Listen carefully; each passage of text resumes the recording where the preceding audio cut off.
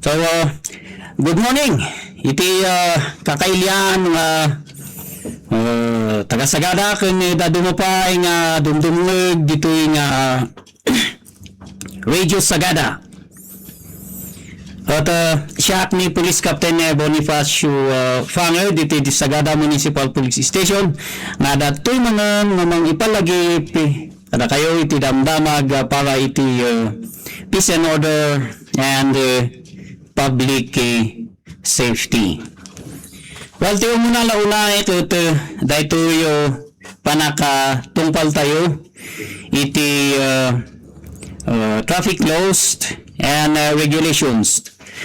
Mas lalo dahito yung panaka tungpal iti municipal ordinance to on traffic.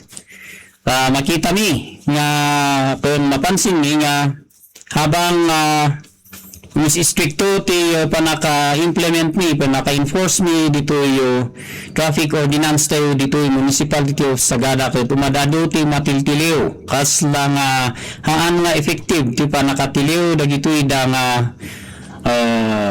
violators. Numaminsan pa ay kito adati mamindua ti may nga Domingo. So mga palagip manan da kayo nga hawan pa'y lisensya na. Tenhan pa nga naka-register dagito da